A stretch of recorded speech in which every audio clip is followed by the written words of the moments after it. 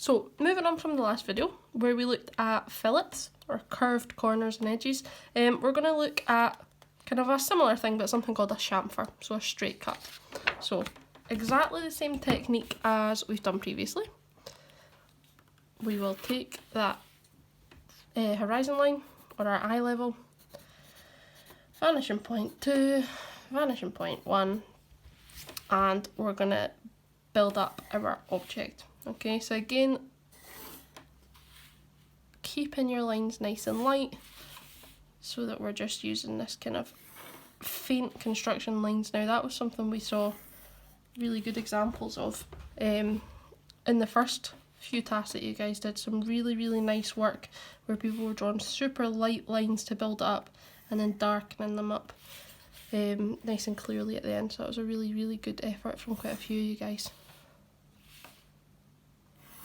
So we've got our basic cube created. Okay, now as I did in the last one, we did that curved surface and that was called our fillet.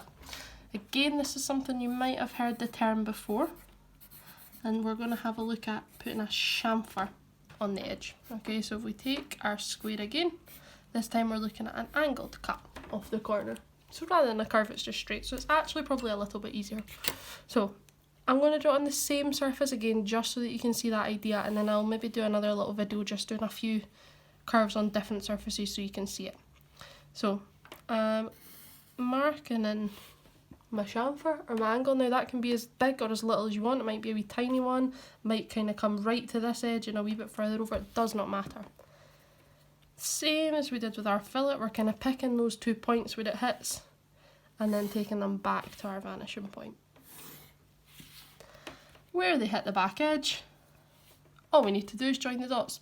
What it does at the front, it does at the back. So in this case, front it goes a straight line, back it also goes a straight line.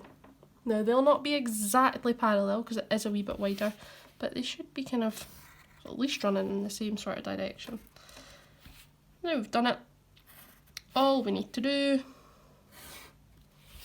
is what we did on all our other objects, is just running around and darkening up those final lines. Okay, so like we've said previously, we don't need to rub out any of these construction lines or the lines you use to build your drawing up. They can just kind of essentially fade into the background.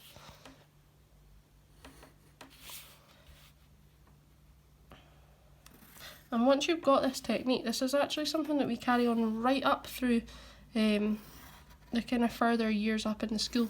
My National 5 and my higher graphics class at the minute are working on a bit of sketching, and they've been doing some 2-point perspective, so this exact same technique, and they've been doing some kind of more fiddly objects.